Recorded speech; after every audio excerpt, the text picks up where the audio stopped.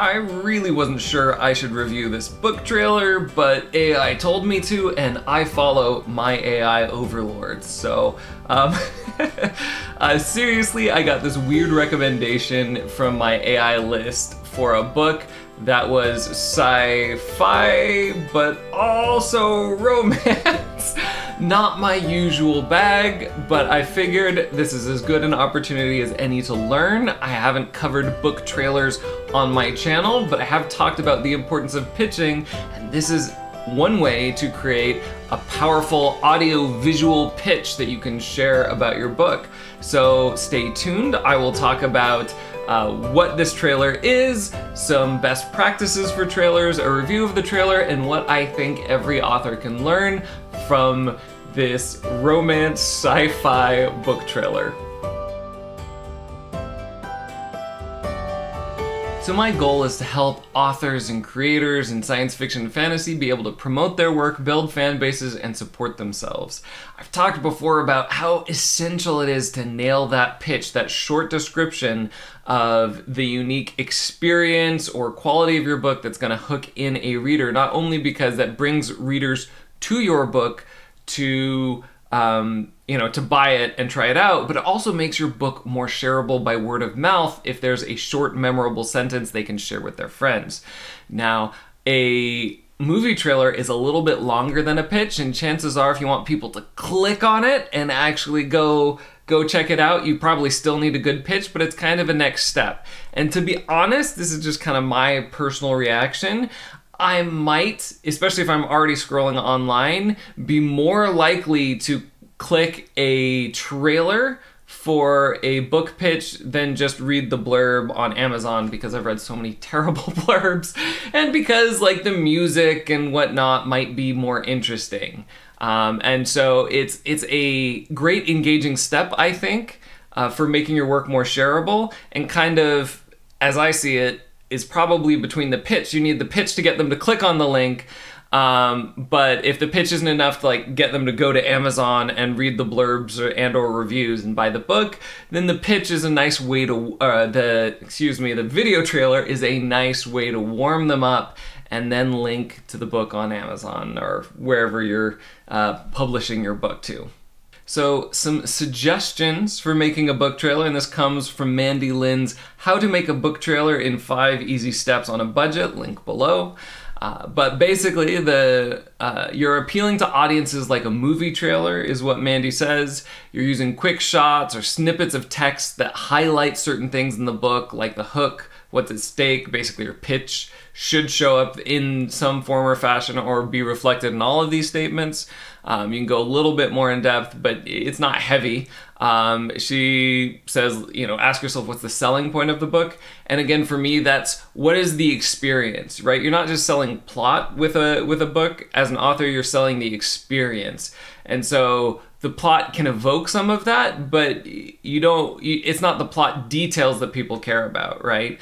In a revenge story, you lay out the injustice of the crime that happened to the main character, and then maybe some hints about some kind of novel way they seek revenge, because the revenge fantasy is that self-righteous, I want to feel self-righteous anger is the experience that a book wants in kind of a revenge fantasy book. There's a helpful reminder from Mandy that what you're going for is an overall mood. Again, create the feeling you want somebody to have from your book, and enough plot details for them to anticipate having that feeling when they read those details. But again, it's not about plot summary.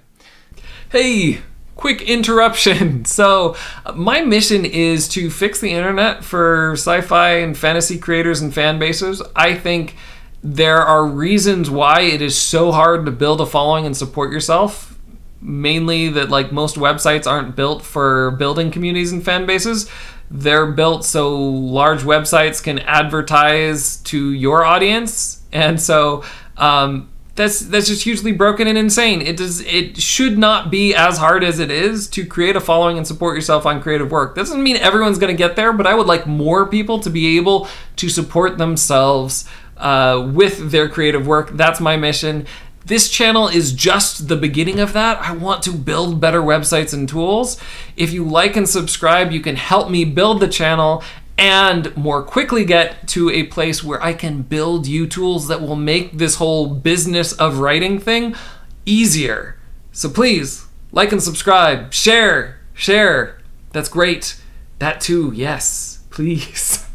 Or tell me, if this video is not good enough to earn your like and subscribe, tell me below in the comments what I could give you that would be more valuable. Thanks. So why was I hesitant to review this book? Well, I've had to do several takes of this shot because I keep cracking up. It's science fiction, but I normally don't do romance. And while I have some fun memories of friends in college and bored friends or whatever, rummaging through a bookstore, picking out a romance novel, and then trying to read several paragraphs with a straight face, I inevitably end up cracking up. It's not my genre, I can't do it justice. So I'm not actually gonna show the trailer here. I don't wanna treat it like a peanut gallery, which I would be tempted to do, but if you want to look it up, it's Darzik, D-A-R-Z-I-K, link below. Mates of the Alliance, right? The Mates of the Alliance is the piece that tells you it's a romance novel. It's apparently a series. But, you know, I think I like the fact that it's an independent person making their own trailer in the wild, and somehow AI picked it up and told me I should review this. And so I think indie authors can learn a lot from this. It kind of reminds me of a situation a little bit in where I was talking to someone who wanted to write more and just start writing more on Twitter, but they kept comparing themselves to like the best people, like the most known people in the field. And they're like, I can't write like that, so I can't ever get started.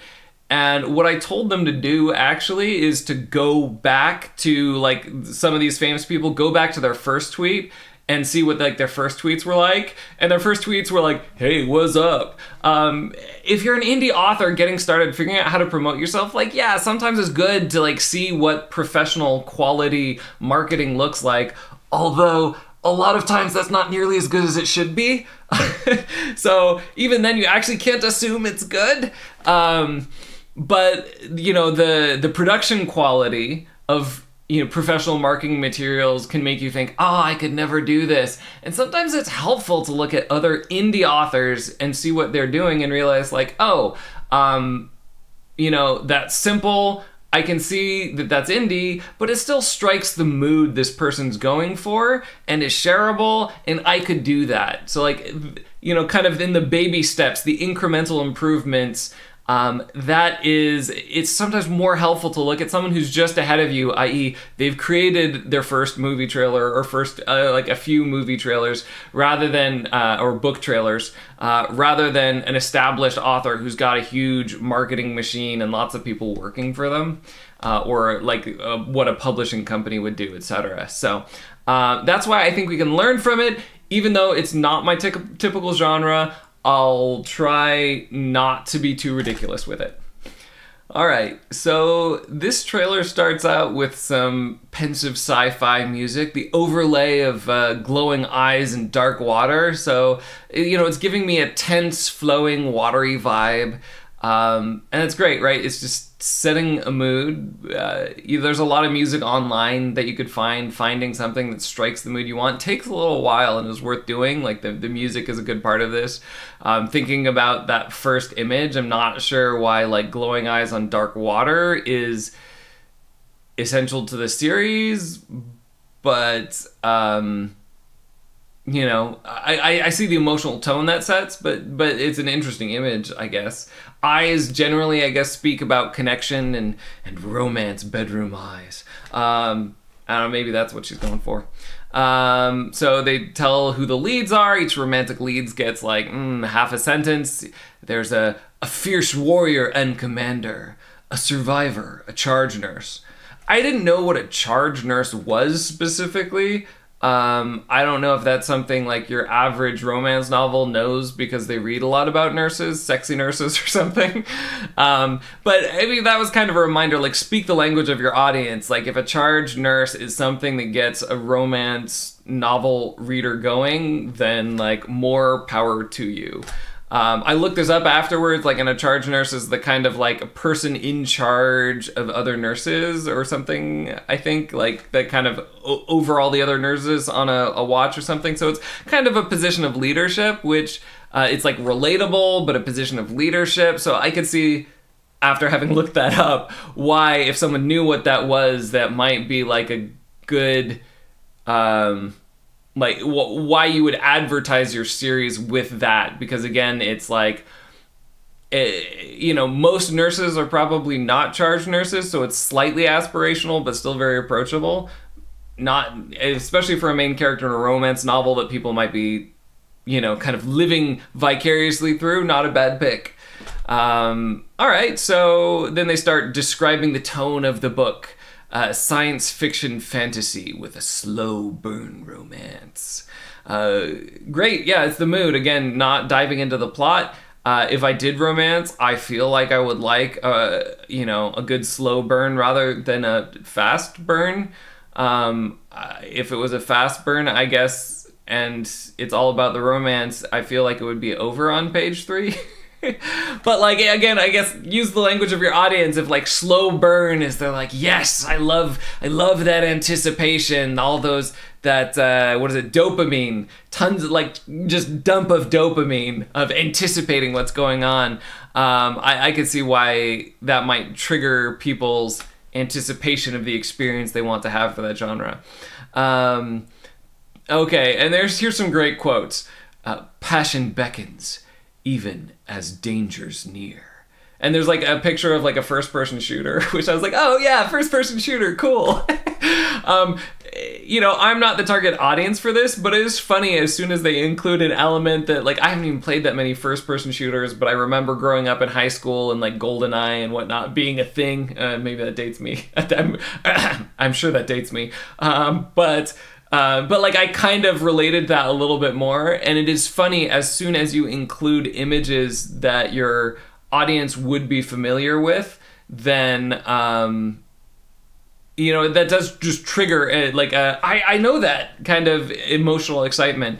And so that's the like kind of the importance of like, think about as you're selecting images for a trailer, like what kind of images really spark nostalgia and recognition, right? If you're in horror, you know, some kind of shadowy figure, you know, looming in the background, or like, you know, you could even have creepy staticky TVs or something like that, all of The Ring, you know, like just iconic images that people might remember, throw them in that are related to the tone and mood of your book or whatever. You know, that can have a powerful difference. That one kind of jarred, like first-person shooter in a romance novel. Like, I don't know if that's working for them, but anyway, who knows? And then, decisions can save us or cost us everything. Again, I think there's the tone, like passion beckons. I think your average romance novelist probably wants to feel passionate, and danger, they want that tension. Decisions can save us or cost us everything sounds super bland, but like also reading below the surface, like it is describing an experience where like everything hinges on what I'm doing. And that's very much like the sense of a new romance where you're, you know, very much zoomed in on your life in this relationship, and every little thing early on in a relationship is like a big portent of something. Like it's kind of evoking that feeling, even though it is sort of like generic language. I think if I were making this video, I'd punch it up a little bit, like, you know, kind of without using more than like 3 or 4 additional words, like keep it really short still, but try and pick specific words, you know, decisions of what can save us or cost us what, probably like 3 more words in there, and you could evoke that feeling, but also tease the book a little bit better. there's no escaping fate. Again, that's pretty generic. If you could do that more specifically, then it would help present your book as a unique experience. So I think they are nailing this mood thing particularly, but like if you really want to sell it, you also want to sell, like, I'm sure there's other books where decisions can save us or cost us everything and there's no escaping fate. Like, I'm sure that happens in romance a lot, and you want to assure people that that's there, right? But like, you do want something unique about your book. A lot of times authors, I think, say like, oh, people wouldn't like my book because it's cross-genre, there's something unique about it. But very specifically, you know, if it is generic, unless, as another author pointed out, unless you're one of those people who reads 3 books a day and literally reads everything in the field, if you're vying for attention with other books, you do often want to promise someone remarkable, and like the easiest way to promise something remarkable is just something they patently haven't seen before.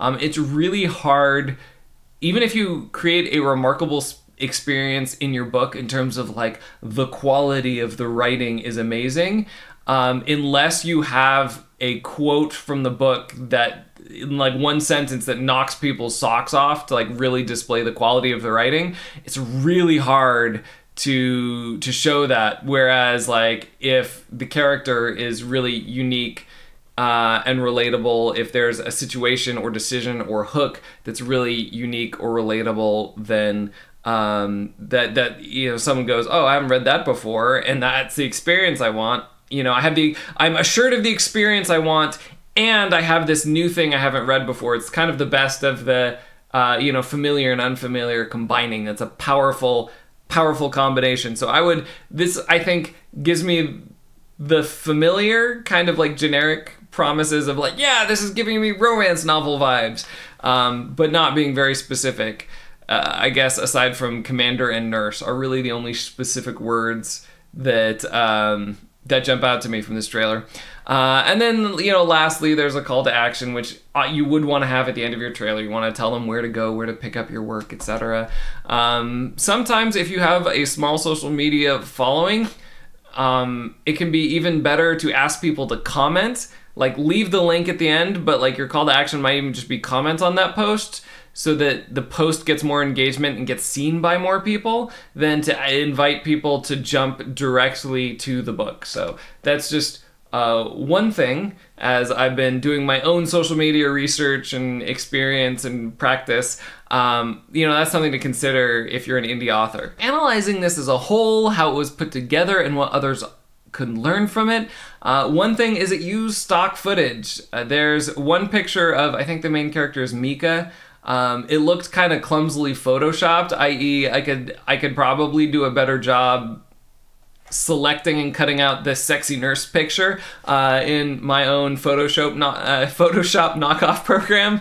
Like, it was badly done. I didn't even notice that in the first watch through though, and so that kind of told me you don't have to, like, the production quality on this doesn't have to be super perfect. Like, obviously, if you could, like, not do kind of this awkward pixelated cutout in some edges, that's slightly nicer, but it's surprising what people won't notice their first time around through when something's new and they're not focused on the details. Again, this video was focused on like the mood, the pensive sci-fi, kind of the phrases that maybe even don't describe the book that much, but evoke the feeling more than anything. And I was so wrapped up in that, I didn't notice some of the details. So if you're feeling like self-conscious, you haven't edited a video before, you haven't done Photoshop before, like, it's surprising what you can get away with, what people won't notice because they're paying attention to, again, like the tone, the general composition, the sound of the music, the words on the page, and, you know, less about the specific details of each individual picture. Unless it's something jarring, like the first-person shooter thrown in there with like the stock footage stuff, you know, because it looked a little bit more computer gamey, 3D model-y rather than like photograph. Like, it didn't match in style as much, and also like the genre like didn't match quite as much. And so like I think that did kind of jar me out of the flow a little bit, but for the most part, you know, just go for it. It's surprising. Again, it's surprising what you can get away with, and like a few simple pictures to music as like a slideshow. Like it's amazing how much power you can generate with just like basic free tools in that. So, you know, it gets the gist, like hot commander, sexy nurse. So, I mean, it's really, again, I would have said like use some of those sentences, not just to evoke the emotion, but like to be a little bit more specific, promise a unique experience. But, you know, getting the gist is not bad.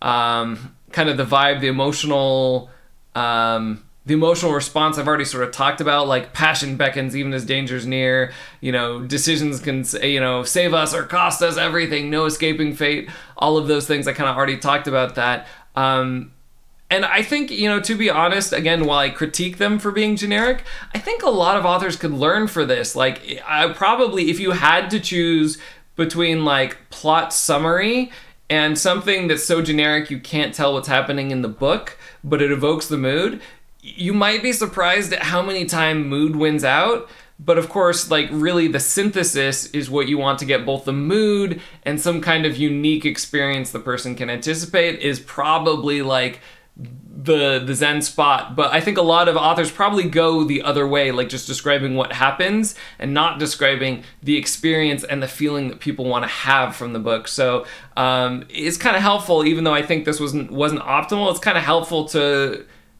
be reminded, even in this generic language, how powerful it is to promise someone the feeling you're going for. So overall, this is very simply made. I don't think that it will be too intimidating to anyone to watch in terms of like if you're a first-time book trailer watcher. I would probably go to Mandy Lin and check out her video on book trailers and check out some of her big trailers because you know, I think they probably will be to a slightly higher quality, even though she's still in the indie sphere, so they're still very approachable. But sometimes it is just helpful to see like the small videos. I think this video had like 39 views at the time I looked at it. You know, sometimes checking those out is helpful just to realize like this is something you can do.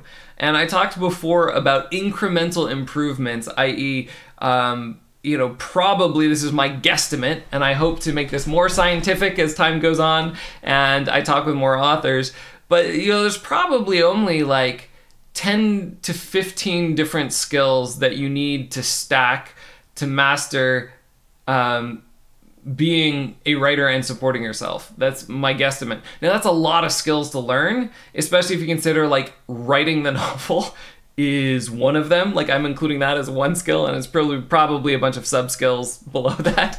So, you know, take the 10 to 15 with a grain of salt. But, you know, when I talk about in terms of the marketing side skills, you have to learn like how to write a good one-sentence pitch, you know, how to keep a engaged email list, how to get people on your email list, and how to engage people on your email list. 1 or 2 skills, depending on how you break that down. Different skills, I guess, but you could put them under one umbrella, right?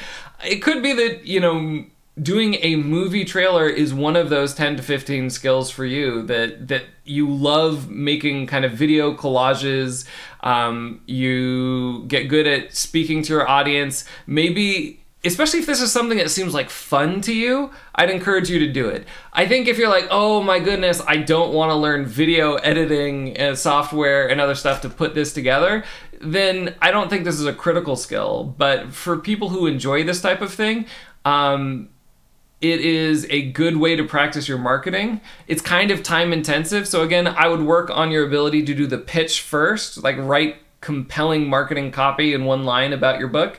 And that would help a lot for these book trailers, right? Where you have the image and then one line, right? And so instead of going through the process to create an entire trailer to, you know, test a bunch of different marketing phrases, like go on something like Threads or Twitter, right? And test that one line by itself, your one-liners by themselves, and get good at that.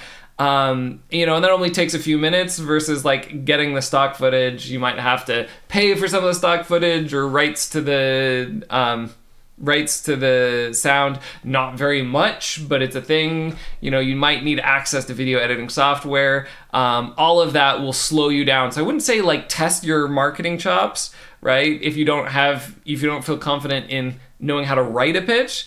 But if you do have the pitch skill down, adding sound and music to that to make it more shareable and engaging on social media, I think that could be a win for people who enjoy that process. I don't think this is a necessary tool, but kind of fun. The other skill I would have before diving into a book trailer is audience research.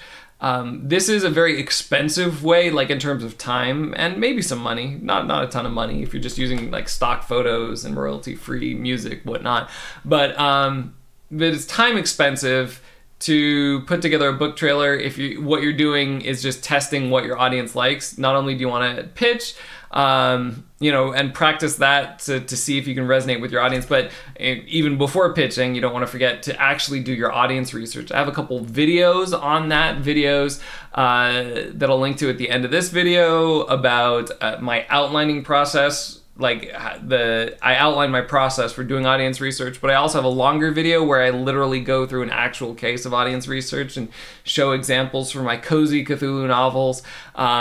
You know, just the basics is that you want to, this is probably not the first skill to use in terms of like upping your marketing game for books. Like do audience research, do pitching first. But if I had to say a few of the things that every author could learn from looking at indie book trailers is like, one, you could do this if you're interested. Two, this isn't for everybody, right? You're combining video editing and images and words. And so if you're, like a lot of writers, you're kind of a words person. If you're not interested in doing the video editing, I don't think this is an essential skill. But if you've got the audience research and pitch practice down and you want to take it to the next level, you have a platform of some audience to share your stuff with, I think this is, three, a great way to share the mood of your book in a way that just words might not share it. It is silly how powerful images and sounds together with like a few evocative words can be. And so I think it's a fun tool for some people who enjoy this type of thing, kind of like me. I enjoy doing the video channel thing. Then it might be a great tool. It might be one of those 10 to 15 marketing skills you master to support yourself, and you know, a great incremental change. And again, like start small, don't do it complex.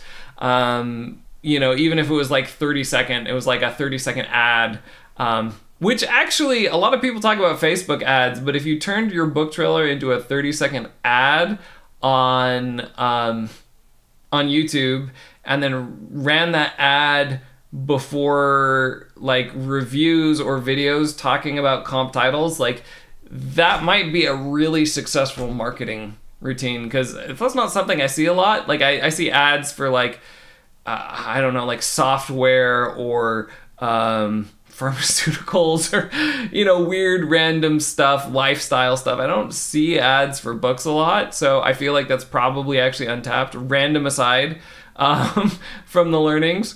That's what you came here for, right? But you know, those are some things that you can learn. It is sometimes more helpful to check out someone who's just a step or two ahead of you, like the, you know, an indie author, rather than comparing yourself to like a big author who can pay people to market for them, or, you know, has a publisher, etc. So I highly recommend checking out other book trailers. If there are book trailers you really like, I don't know if you can throw links down below, but you can give the YouTube title and account name, channel name. Or if you have a book trailer of your own, feel free to add it, right? I'm giving you permission. This channel is about learning to promote your own work. So like, go ahead and promote, right? You know, give that one sentence pitch for your book and then your book trailer title, and encourage people to look that up. So anyway, thanks so much for watching, and see you next time on The Ubiquitous Tavern.